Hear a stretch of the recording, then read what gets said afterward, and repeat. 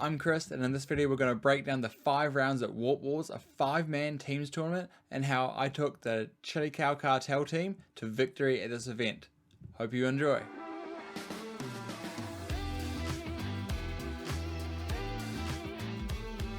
So, what is Teams 40k? Well, in this grade, I'm not going to talk about everything there is to do with Teams 40k. I'm going to assume you have a basic understanding of stuff. If you don't, I'm going to try and be making a video later this week talking about the basics of teams and how to understand making a matrix and how to make a matrix accurate and all that kind of stuff. So stick around and subscribe to the channel if you want to watch that coming out later this week, maybe next week. Anyway, so what is the tournament? We have, the tournament was called Warp Wars. It's a yearly run event by Kraken Wargaming. Kraken do some great tournaments every year, and they do consistently great tournaments every year. So it's really cool to see. Always try and go to these events. I actually flew up from Dunedin, which is, it's like a 2-3 hour flight, but it's like the entirety of New Zealand in length that I travel to go up there. But it was well worth it. It was such a fun tournament. Really well run by the guys there. Dan the TO did a great job TOing. I had to call him over a couple of times just for some measurement stuff. And it was really good, really well run. But let's get into it. So it's 5-person teams. So myself and 4 others are on the team. You can't duplicate factions. This is a common thing with teams events. You can't take, say, 2 Space Marines. And you also can't take the same allies more than once. So if someone wants Agents of the Imperium, only one of your Imperium armies can take those agents. So it makes for some very interesting team compositions. You can see some very varied ones, especially when you go to 8s and 5s. They can get a little bit more precise. And in total, there was 16 teams present of 5, which means there was 80 people at the event. It's absolutely insane. Awesome turnout for New Zealand. That's a really big event. Well done for Kraken for hosting it. And there was 5 rounds total, so we should get to one undefeated by the end of this. So let's go into our team then, eh? So our team was Chilli Cow Cartel. So Tactical Chilli Wargaming also have like a video podcast that they do. The link will be in the description to watch some of our stuff. Hopefully they start bringing out some more videos soon. They've had a bit of a hiatus since they got a bit busy with personal stuff. But I think they're going to be starting to jump back on that bandwagon really soon. So jump in, subscribe to them as well. They're really good friends of mine. And support them with everything that they're wanting to do as well. They also run some tournaments themselves and do a really kick-ass job at it. So our team, we have Jonty on Ultramarines Gladius Task Force. Pretty generic good stuffs. Specifically with this list though, we wanted to hunt elite infantry and melee matchups. So there's a Blade Guard unit with a Judicia in there. It has Gilliman and it has Calgar, so it has the CP kind of factory in there, but it also has 3 Predator, I'm going to get this wrong now, Destructors, the ones with the autocannons and heavy bolters, to really just rinse those infantry based armies. So not as good into the vehicle like the Imperial Knights, Ironstorm, those kind of lists, but by kind of disregarding those a little bit, you can be so much better into these other matchups, which is kind of what we wanted to do in this team. Is we had some players, some people that were fine into vehicles, so we can make sure we pair them into the more vehicle heavy lists, and then we can guide Jonty into these really infantry or melee heavy lists that he can really just push big differentials and big wins in. Next we have Charlie on Astra Militarum Bridgehead Strike. This is a pretty much all infantry list. I think it had 2 Taurochs and the rest was all either mortars, scions, or scions. Yeah, very, very, very big list. All these lists are on BCP under the tournament was called Warp Wars, so you can go in there and have a look at any of these if you want. Next we have Josh running our Custodes as Talons of the Emperor. So the main reason we chose Custodes Talons here instead of like Shield Host is we wanted this to be a bit of an attacker and a bit of a defender. We didn't want it to just, if you're running Shield Host, you don't have as many tricks to keep yourself alive and kind of draw out a game if you need to in a bad matchup. Whereas Talons with the reactive move, with the extra Feel No Pain, the extra layer of a bit of durability, you can kind of, in a bad matchup, lower the points drop. Whereas Shield Host maybe have more consistent bigger wins, but the bad matchups are also worse. So we kind of wanted to go for a bit more of the middle ground here. Josh was considered as one of our defenders, but he's a very good player, and he also knows how to push a differential in teams, so he got some really big scores this weekend. So that's why I gave him the sword and the shield there, because he kind of is both. Next we have Dylan. Dylan was our absolute bust this weekend. We threw him into every hard matchup we possibly could think of. Everything that none of the rest of us wanted to play, Dylan played. And he was playing Adeptus Mechanicus Scutari Hunter cohort. Everything has stealth. Everything's a chore to play with. He had a bunch of battle line. He had, I think, 3 Vanguard, 3 Rangers, big unit of Rust Stalkers, a couple of Infiltrator units, a couple of the Laz Chickens, just kind of good stuffs list that's just there to kind of just draw out any match. He's really not designed to really push any big differentials unless he gets into really specific matchups that are good for him, but the idea is that his list is just good into everything, and being good into everything, or not being good into everything, be able to draw into anything. So there's very few matchups that he's very bad into, and there's also means there's very few matchups he's really good into, but that's perfect. So he can be a first defender a lot of the time and kind of get these consistent 8 to 12 range in differential score. If you don't know what differential score is, again, I will link to some stuff in the description to kind of explain all that stuff to you. I won't go into it here. And then there's myself. I was playing Orcs as Tactical Brigade. I had the joy of practicing this list. I got about 20 reps with Tactical Brigade, trying so many different things to figure out what I wanted to take. And then we kind of ended up just going with a bit more of the aggressive approach here. So I have the 3 units of Breakers, 3 units of Tank Busters, the Flash Gits unit, 3 units of 10 Grots, 3 units of Storm Boys, and a few trucks. That's pretty much this, and then all the characters to boot as well. Really fun to play. I had an absolute blast playing it this weekend. Really, really fun to play. Can play into a lot of things and just get points. Getting stealth, again, just like in Dylan's AdMech army. Being able to put stealth on a lot of things makes some matchups just slightly better than they otherwise should be.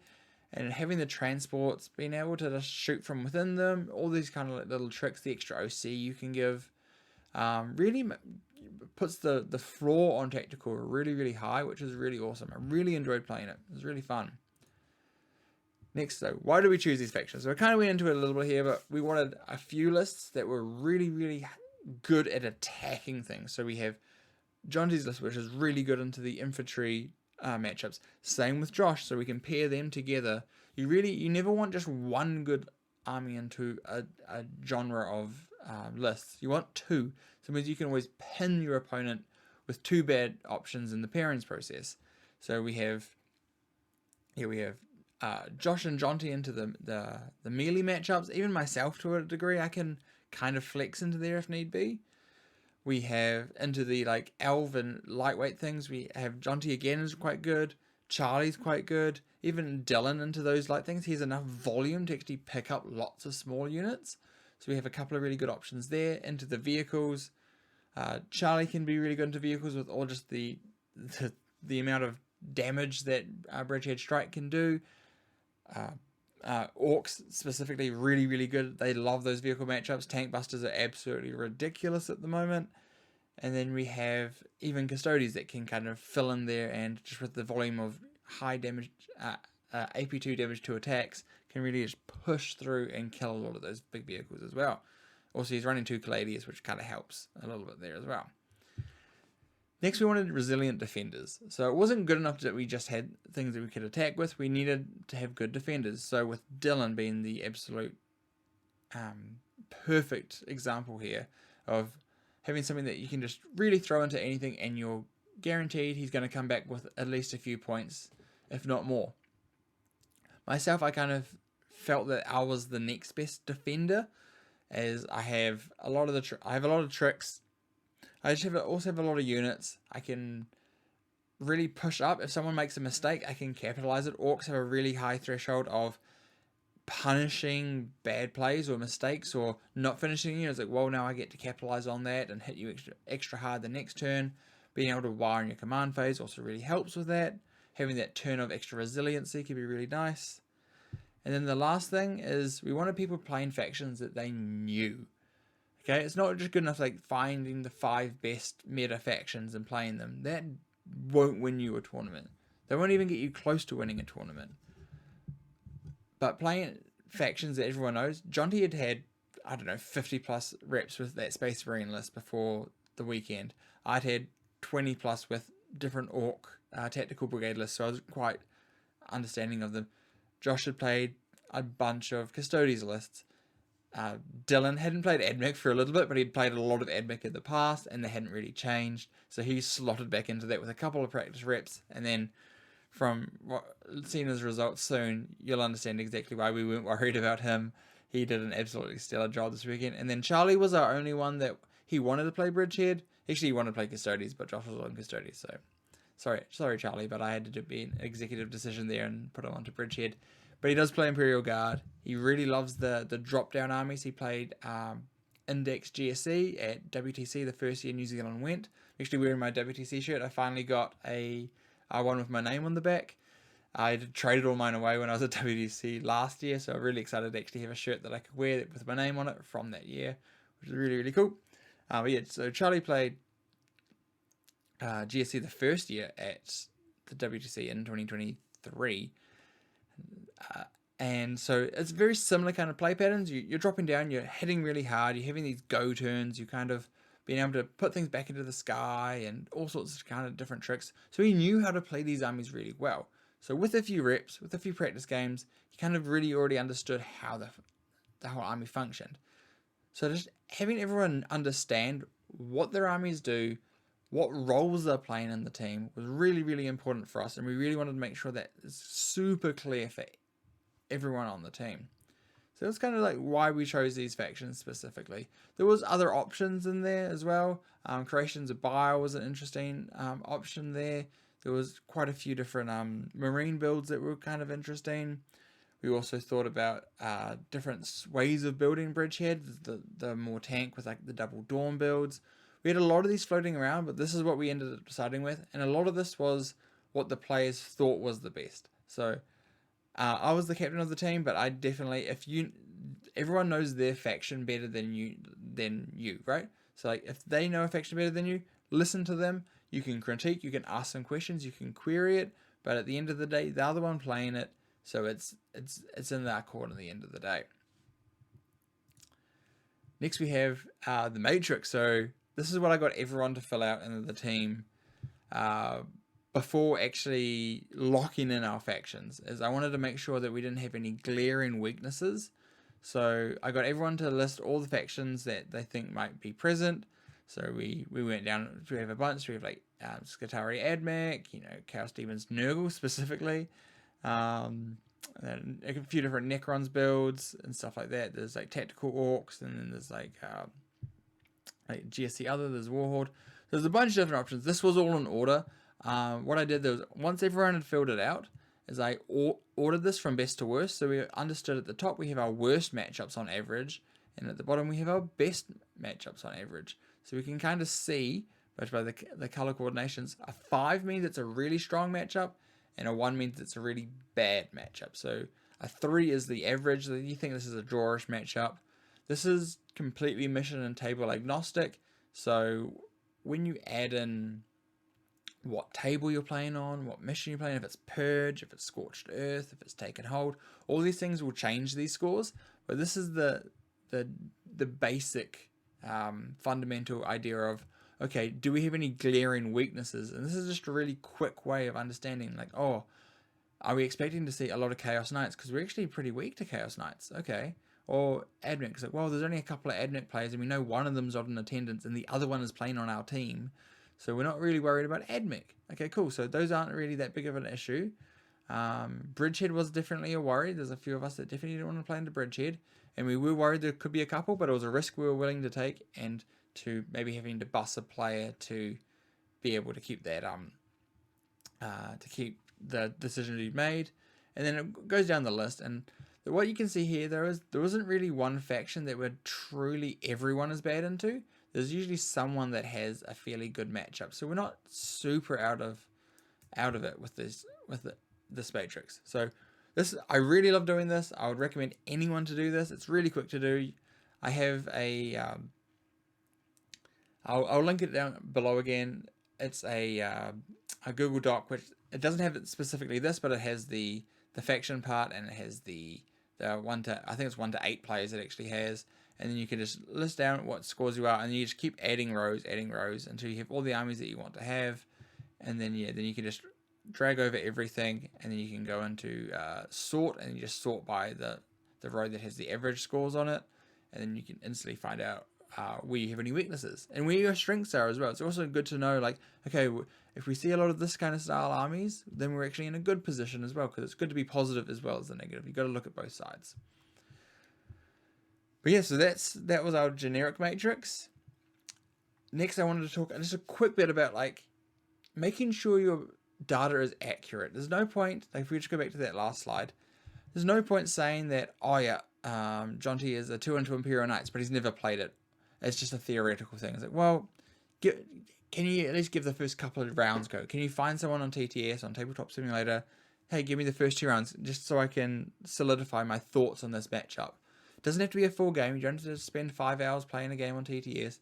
You can spend 45 minutes to an hour, do the first couple of turns, kind of see how it's feeling, seeing if what the worries you had or the positives that you have are really there, and then kind of go from there.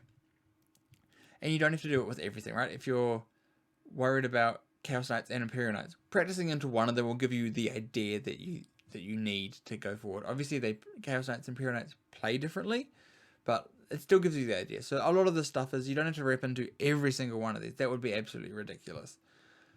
But getting a good couple of reps into the different kind of niches, like, a vehicle heavy list, an infantry heavy list, a really aggressive melee list, a really fast shooting list, getting practices into all these different styles of lists will really solidify this matrix a lot better and make it a lot more accurate.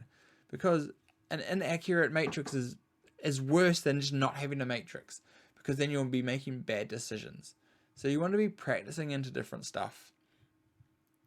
You want to be understanding the mission. So once you have your missions, like this event had a pod phase, so everyone got ranked into seeds 1, 2, 3, or 4. We were luckily a seed 1 team, and then you get put into one of each seed. So there was 4 seed 1s, 4 seed 2s, 4 seed 3s, 4 seed 4s, and they got put into different pods. So once you know that, you know your first 3 missions, and you know which person you're playing in each of those three rounds. So once you know that, then you can put that into your matrix. You can put what missions you're playing, what tables you know that you potentially can be playing on, and then you can really you can kind of play on the tables a little bit, even just deploy them on, even set them up in your home or on Tabletop Simulator. Just set it up, start deploying, and be like, oh, this is great. Oh, actually, no, I don't really have great staging on this one. So you can kind of fine tune your matrix to be exactly what you need it to be in that regard. And the last thing is, I feel like people don't do this enough, is talk to people, ask for insights. If you can't get a game against Imperial Knights, but you know a guy that's really good at playing Imperial Knights, ask them, hey, what do you think this match is like? Do you think if I have a favorable table, does it change it much? Does the mission affect it a lot?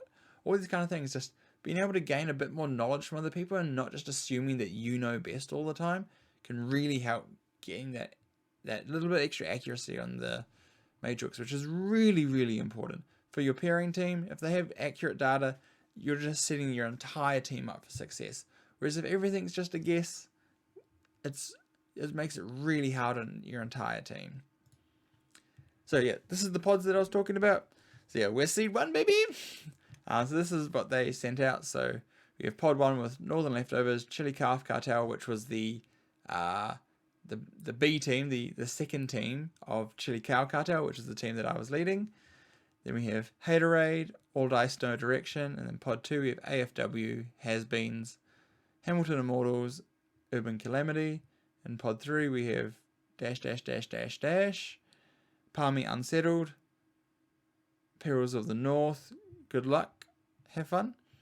And then in pod 4, the best pod, the coolest pod, we have Chilli Cow Cartel, Benchwarmers, Winning is Heresy, and Perils of the North, A team. And how this works is, since we're seed 1, we'll play the seed 4, then we'll play the seed 3, and then we'll play the seed 1. Oh, the seed 2, sorry. Yeah, so we'll play the seed 4, sorry, we'll play the seed 3, and then we'll play the seed 2. And then it'll be our day 1. So it'll be game 1, game 2, game 3. So knowing all that means you can look into the army lists a little bit more intently, kind of figure out what specific things you need to be worried about.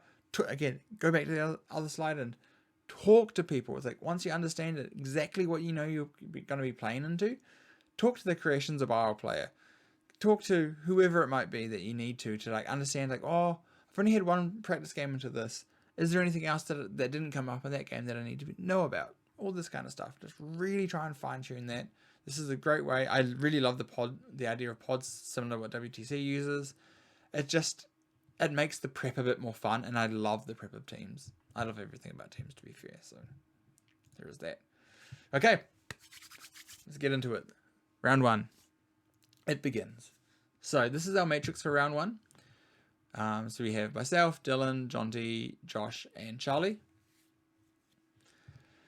And the other team has Tyranid Invasion, Blood Angels, Angelic Inheritors, Creations of Bile, Necrons Awakened Dynasty, and Orcs Tactical Brigade. I'm not going to go through all the lists and all this kind of stuff. I'm kind of trying to keep this a bit faster and a bit more lighter. Okay, so our plan this one was to make sure Dylan didn't get into Tyranid Invasion Fleet, because it was our only horrible matchup here. It's really not a good matchup. That list can actually just blow through Dylan really, really quickly. So we really made sure we didn't allow that to happen. So by doing that, how we did that is we put Dylan down as first defender. So even if they put Tyranids into Dylan, he had to have another choice, and all of his other stuff is either 3 or above, which is just amazing. So that was the plan. We'll put Dylan down first, and then we'll just figure out the rest by just playing a strong matrix. We have a strong matrix this round. It just happened to be that our tech fought into some heavy vehicle or monster lists, and then a bunch of elite infantry style lists, which is what the rest of it is. And our matrix is looking really, really fine this round. We had a really easy time pairing this round because, yeah, just everything slotted in. Jonty's matrix was absolutely gas with all the 4s, but even everyone was just crazy here. And the outcome of this round, so we ended up with their orcs into our adback as a draw. The orcs tactical list here had like something like 12 or 13 meganobs in it. So a really different style of tactical. Really, really interesting list. Really like good blunter. Then we had myself into Lewis Saunders, Creations of Bile. Really, really fun game. Lewis was an absolute gentleman. Really, really lovely person to play against. Would play him again at any moment. Some takeaways from this is I think he went a bit too aggressive, a bit too early. He kind of let me open up into him a little bit and kind of just take over the game. It isn't naturally a good matchup for me though, because I kind of just have a lot of damage 3, and Creations of Bile runs a lot of Possessing Chosen, which just, yeah, I have 3 wound, toughness 5 models, so I'm just very easy to kill them with the units that I have. Then we have Jay and his Tyranids into Josh. I think this game was just Josh doing Josh things and running at his opponent, and yeah, just being able to get a couple of little things go his way, and it just spiraled out of Jay's control. And yeah, well done, Josh. Then we have Jed and his Blood Angels. This was the Angelic Inheritors, so the new Grotmist attachment, into Charlie. And I think Charlie understood the matchup, what he needed to do, and he just dropped down, and it was very clinical, very precise, and just got the 20, which was absolutely amazing. And then Jonty said, like, if you give me the Necrons, I'll give you 20. I gave him the Necrons. Well, I got him the Necrons, I should say. And he gave me the 20. So well done there, Jonty. We did definitely pair around Jonty a lot this tournament, because there was a lot of matchups where he didn't want to go into. So he was often our second defender, so he was able to pick his match of what was left over to make sure that he got a good matchup. So Jonty gets a lot of good scores there. So does Josh, and Josh was nowhere near as princess as Jonty was. So like, you know, maybe you just need to get better, Jonty. So that was round one.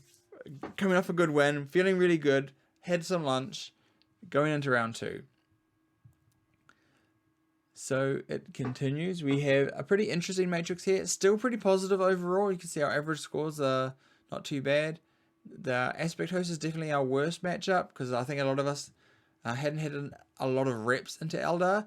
Not necessarily, they may not have been bad matchups, but if we weren't confident with them, we would definitely score them a little bit lower just because we didn't want to make sure we made any mistakes that would cost us the round.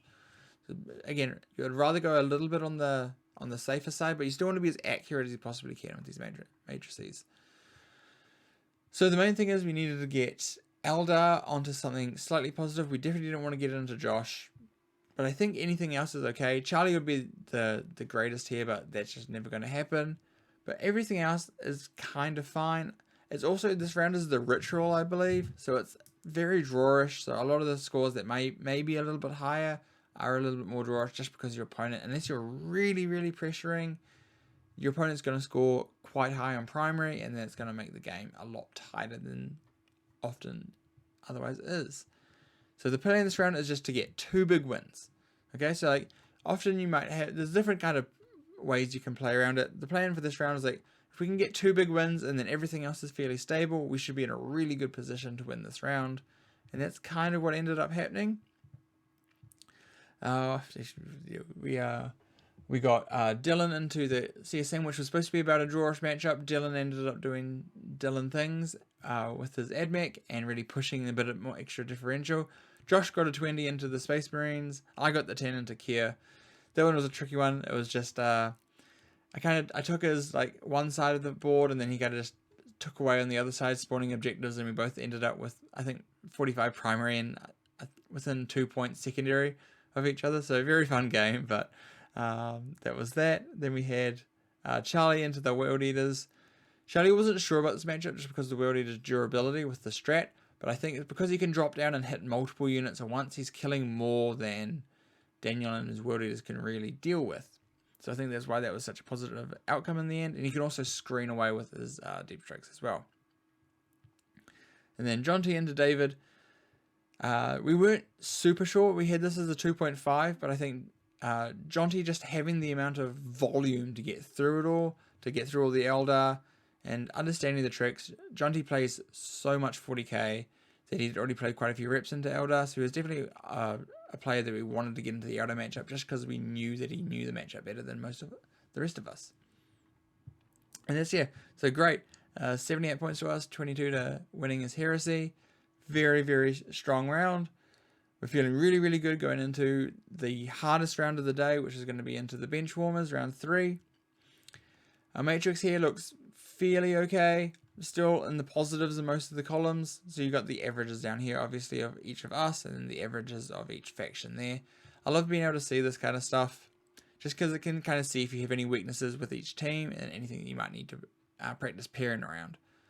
So here we can see that the Imperial Knights list is kind of weak for us into a couple of matchups. So we need to kind of worry about that. But also, if we get this out, the rest of this looks really, really good for us for the most part, especially this bottom section here. So even if we have to take a bit of a loss, like maybe like Dylan or Jonty, probably more Dylan or Charlie, into the Noble Lance, we're actually like feeling that that's a pretty good option here. So that's kind of thing is that we want, so we don't really want Jonty into that because everything else he has is absolute gas here, 4s and 3.5s for every other matchup. So we're definitely going to protect Jonty away from the Imperial Knights, which means one of us has to go into it. I obviously would love to go into it. I would blow that apart with the volume of damage that my list can do into vehicles. But we also assume that that's probably not going to happen. So we end up with Charlie and his Astra into Michael Stewart with his, I think he was running the John Lennon Stormlance with the Stormraven list. Very, very cool list. Love seeing a Stormraven on the table as well. Gotta love the flyers. I think that was a very fun game as well, whereas Michael also plays Astra Militarum, so he was kind of explaining some rules to Charlie that Charlie had forgotten about, like having Scout on Castican and stuff like this, like just stuff that he really should know. But he was still bringing home the points, so props to Charlie for handicapping himself and still doing really well. But really great spirit from Michael there, really cool job. Michael's actually one of the coaches for WTC this year, so really exciting to see him go over there and represent New Zealand. Then we have Dylan into Logan. This was a match that we thought was bad for Dylan, but Dylan going first was able to then get onto the objectives first and keep it into a draw match. It was really, really well done by him, capitalizing on that going first that he had and just pulling through. Then we have Josh and his custodians into Kobe. Josh came up to me and he's like, the one matchup I don't want you to put me into, just please don't put me into Kobe and his Eldari. I just don't want to play that Inari list. It fucks me. Apologies for the language, for the F drop. And then he brings home 14 points. So, like, you know, what you're telling me, Josh, is that I can just ignore you and you'll still bring home points. So thank you very much. Appreciate it. And then there's me into Ryan. This was a wild match. I had this as a slight loss purely because it was on Purge the Foe and I thought that he could probably pressure me too hard. The game was crazy. Ryan put everything on the line and just was like, I'm just going to go first. And he did. Then he failed a 3-inch charge rolling Snake Eyes and he didn't have a CP to re-roll it. It was an absolute crazy game. I was clawing for every point that I could. But Ryan was definitely in the steering seat that entire game. Then we had Jonty and his Gladius into Fishy and his Necrons. He was running the Canonical Court list with 15 Wraiths, or 18 Wraiths, or how many Wraiths it is. And Jonty was like, yep, put me into that. I feel confident in getting a big win. We did. Got him the big win. So, and it was 63 to 37 at the end. Really tough round though. Every matchup was absolutely tough to go through and we had to fight for every point that we got. But we did end day one on 3 wins. So we're completely undefeated. So yeah, a couple of things we need to do now is 1, take a breath and just chill. Okay, we've won 3 games, but there's still another day to do. There's still more practice to do. There's still more prepping to do. We're not done yet. We haven't finished yet. We haven't gotten past the crossing line, but we are in a really good position and we should be feeling great. So we did. We went out to Lone Star, got some great dinner, had some great drinks. I got myself a margarita as a bit of a celebratory drink. And else at dinner though, we started prepping for day 2. We knew now what our first round the next day was going to be. It was going to be into AFW. So we started practicing with looking at our matrices, seeing what we could put down as first defender, how those simulations would kind of go out, all this kind of stuff. We jumped into it like an hour after the round finished, as we were having our drinks, having our dinner. We were just talking about it as a table, keeping that whole conversation going, understanding what we need to get into, what we need to avoid, and what traps that they might lay for us as well. And we also changed some of the data, whereas after playing a couple of rounds, we were like, okay, actually, I think this matchup's slightly better than I had it in the Matrix. This is slightly worse. This might be better if I actually have table pick, all this kind of stuff. So we're changing that now, kind of making sure we're really fine-tuning our data for day 2, trying to do as best we can there. Then we have round 4 into AFW. So this is Purge tipping point. This is where I actually finally started cropping this into it. This is a very strong team with some very, very good players. This has Ben Clark, who's on the WTC team as a player. Also has Finn Decker, the captain of Team New Zealand, on the team. So some really, really strong players. Oh, Cam as well. Shouldn't forget Cam, who's also playing on Team New Zealand this year. Some absolute heavy hitters on this team. They also have Tate and Frankie, 2 very good players. So really, really tough match. Not going to be easy. I think one of the nicest things for us this round is that it is Purge. I think our Matrix would look much worse if it wasn't Purging tipping point this round. So having it that as my Matrix gets a little bit better, I think it makes me slightly worse into the Grey Knights because the Warpbane with the indirect can potentially get kill mores a bit easier than I can get kill mores. Or like they could get a kill and deny me any kills. So that's why I dropped that one down a little bit. It was a 3 and then it was a 2.5. The tactical I think stays the same. The guard hammer again with the mortars and stuff. I was like, if it takes me a couple of turns, he might get up in a bit of primary. And especially if he gets board pick, which he probably will. I always assumed for my matchups that I'm not getting board pick because it's very unlikely that I'll be a defender. And then we have this is the first time our team comp played against a Legions team comp, like Legions of Excess. So we also had to understand we didn't actually have really good data on this. So we're going in a little bit dark here. So we really needed to make sure that we paired that well. And then the GSC final day was another like more unique list. You don't see it very often. You don't see GSC very often. So getting quality reps into it can be a bit tricky. But yeah, so this was our matrix. The plan was to get Jonty and Charlie into wins and everyone else just into a draw and then win the round that way.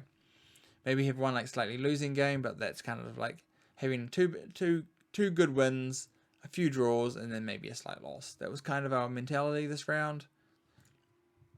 And this is how it ended up going. So we had Josh into Frankie's Chaos Demons and bringing home the 15. This one was apparently quite dicey at a point. The dice kind of were fluctuating up and down quite heavily, but then Josh got the positive side of that, and just with great positioning and using his custodians a lot now. I think Frankie's only had I think he played one other tournament with Legions of Excess, so I think maybe a bit more knowledge on your faction as well helped out there. Next we have Dylan into Cam. Dylan had this as a slight of a losing matchup, and it ended up exactly that way. Cam just gets to kill an extra couple of things, so it pumps him up a little bit extra primary. Also is probably slightly better at doing secondary, so both of those things, even though Purge is very drawish, and a lot of the time, yeah, very, very fair there. Then it's me into Tate's GSC. I had this down as a slight win, and then realized after the game began that if Tate just doesn't act into me whatsoever, it's just going to be a draw, and that's exactly what it ended. We kind of just danced around each other the most of the game, ended up killing most of each other by the end of it, but there was just we just kept on either trading kill or hold, or kill more or hold more. Like, would always be basically the same on primary. I think I ended up 4 points ahead on primary. Yeah, very, very tight game, but I think I was also below on secondary, so ended up being a perfect draw there. Then we had Jonty and Finn. This was a matchup we definitely wanted to get because Jonty's list absolutely dismantles Orcs. It just means Finn can't come out, because as soon as Finn comes out, Jonty can just lay the pedal down and hit everything so hard, and all of his damage is such good breakpoints into Orcs that Finn is actually really good at getting his 6 points there. Also going second is kind of rough. You kind of want to go first to get a bit of board presence. I think Jonty went second there. Then we have Charlie's Astra into Ben's Astra. So this was Hammer into our Bridgehead. So this was a battle of which Astra is better. And Charlie came out on top because he's an absolute G. Well done, Charlie, for that one. Very good round. Really, really happy. A 61 is a decent win. You need at least 55 points to win the round. So getting a 61 means we're definitely a little bit more on the comfortable side, which is really, really good. No huge breakout wins here, but some really nice greens here. And then a draw and a slight loss. So this is really what we wanted. We wanted to get a couple of big wins. We ended up with 3 big wins, which was great. Then our draw and then our slight loss. So again, our data has been really, really accurate this entire tournament. So really props to everyone that was on my team, because we did such a good job of making sure our data was accurate. So when Jonty and myself did pairings, we had really good data and we could just trust it and go forward and go on with it. Then we have our final round. Woo. This was a doozy. This was Northern Leftovers, which is one of the best teams in New Zealand as well. So definitely not easy. And another demon, Legion of Excess. We had a guard combined arms, so another different guard. We had Anvil Siege Force Ultramarines, another Inari, and then another Bile. So really interesting, aggressive team comp here. With that, like the Anvil Siege kind of being able to go into anything, and then Bile, Legions, and the Inari being able to be these aggressive, more like melee, with Inari having a little bit of shooting comp here. And then guard to also kind of be, I think the guard here is very much doing what Dylan's doing on our side. It's just being kind of a blank, being a bit of a like, you know what, let's just sit here. Don't have to do a whole lot. but just keep games safe. But Combined Arms probably has the highest potential of taking a drawish matchup and going a bit higher, because it has all these kind of like extra tools in it as well. Yeah, and then the plan here, I was trying to think of like what's something witty to say here, and I was like, just pair a winning line. Like, so our plan was to make sure that we got demons into something that we wanted to, which in this case is actually one of our bad matchups. So we wanted to get it into Dylan or say like Charlie.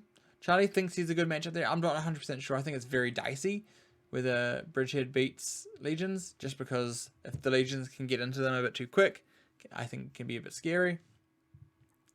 But like Dylan, yes, has a good matrix here, but we felt like other people actually had better options here. So I believe we put Josh down as first defender, and we were just trying to bounce around. Yes, because we put Josh down as first defender because we wanted Dylan and Charlie in case they put down guard or Inari as our first defender, because both of those had really nice matchups into both of those.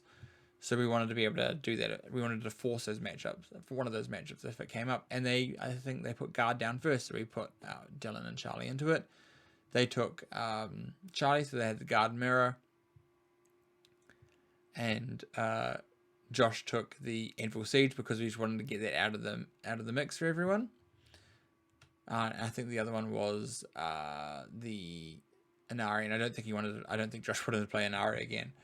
Then the next drop down, I'm not sure exactly how it went from there, but let's go on to how it ended up. So it was myself into Matt into the Creations of Bile. This is the Creations of Bile list I think that I'm the strongest into. It has it's the Anthony Vanilla style list with 2 Huntsmen and then the 20 Possessed, 15 Chosen, 2 units of Legionnaires. Really, really strong list. But just into tactical, I have that list has all the tools to deal with it. I'd killed both Huntsman by turn 2, but by the end of my turn 2. And it was just if he came forward, which he ended up doing turn 3, I believe. He hit some things, killed a couple of things, and then I was able to just really control the pace of the game from there. So much damage that tactical list can put out. Then we have Hamish into Josh. Josh pulled something out. I don't know what it was, but he pulled something out and got the 20 into Hamish here. Absolutely stellar job by Josh. Really pressuring that list. Getting a 20 here, and it was a very fast 20 as well. Really helped kind of put the momentum for the rest of us. Hearing that Josh got a big win, like an hour and a half into his game. Really made us like, yeah, we got this. We can get a win here. Then there was a draw between the 2 Astra Militariums, so apparently Combined Arms is as good as Bridgehead, but Bridgehead is better than Hammer. Interesting. Charlie, I walked up to Charlie about midway through his game, and I was like, how's everything feeling? And he was worried. He generally was like, oh, Chris has got some like tech in his list to beat him, but he was able to keep it to a draw. Really, really good job here. And then it was Hayden Corrich, another WTC member for Team New Zealand, against our own Jonty. Jonty thought this was a slightly favourable matchup, and then going second I think really helped him here because he was able to get the additional primary at the end to like pip it a little bit extra. And just also the profile that he has is really good into the Eldar toughness profiles. So really good job there, Jonty. And then Alex with his Legions of Excess into Dylan. This was a losing matchup, but Dylan again did Dylan things and just kept his game close. Like a 9-point loss is amazing when he had a 2 on his matrix. We all thought that it was probably quite a bad matchup for him, and being able to only lose by 1 point, like lose 1 point of differential, is just stunning. Very, very good job. I generally think Dylan was the MVP for the weekend. We threw him into bad or badder matchup every single time. So Dylan, man, you're the best. You're absolutely killer. That was very, very, very well done of you. And you did it with a smile the entire time, which is very cool to see. And then, yeah, we were the only undefeated team. So we won. Absolutely excellent. So, yeah, we're the champions. We got gift vouchers. We got these placards with our things. Mine's actually sitting, this side. Right, like, where is it? There you go. It was really, really cool. Really, really, really, really fun tournament to play in. There's the whole team. We got Jonty, we got Dylan, got Josh and Charlie. Super fun people to play against. It was so much fun playing with all you guys, doing the pairings beforehand, having our team chats before and after each round, all that kind of stuff. Thanks to everyone for just being so supportive of it. It was so cool. Everyone gelled together so well. And yeah, that's kind of our whole plan. So in closing, what I want to keep working on is making sure we understand our weaknesses. I think that was one of our really strong points this past weekend, was understanding exactly what we needed to avoid, what we could go into, all this kind of stuff. So I think that was what made our matrix so accurate, is knowing, well, okay, if we need something to go into this, we have the list that can kind of try and go into anything, and we kind of have me as the backup for that as well. So really understanding those weaknesses means we can pull them out of the pool early, so then we can really pressure on the second half of pairings. And then the other one is just keep practicing pairings, keep practicing with our armies, practicing teams lists as well. You don't have to take singles lists. Like Jonty's lists isn't that great at singles, because if he goes into an Imperial Knights or a vehicle heavy list, he really struggles into that. So like keep practicing with wacky lists as well. Try different things out. If there's a unit or a concept that you want to try, but you're like, oh, that's going to have some bad matchups, play it a couple of times, see how much better it is in those good matchups than the normal version, and then maybe there's like a build there for it in teams. And then the last thing, and this is really important, is keep up to date with the meta. There's a balanced data slate coming out this week. I'll hopefully be doing a video on that. And I might even do a team's tier list. It's up on the team's hype right now after winning this. And we can, just keep up to date. Make sure you understand everything, because when you're building your team comps, you need to understand what people are going to be excited to play and what people want to be playing, what the hubbub is about, different factions, to really understand, is it going to be more of a melee focused teams event, or is it going to be more shooting, or is it going to be really varied and you need to be able to take on all comers with every single list? There's a lot of different ways you can build it. You're never always going to call it right, but like having all the information, or having as much information as you can, is always going to be better than just trying to guess, right? Like, you never want to just be guessing this kind of stuff. And yeah, that's, I think, it. Yeah, that's everything. Yeah, very awesome. Thanks you everyone for watching. If you enjoyed this video, there's another one up here somewhere, probably here, talking about how to stop losing at 40k and the kind of the traps you can get into. Otherwise, I'll see you guys next time. Bye bye.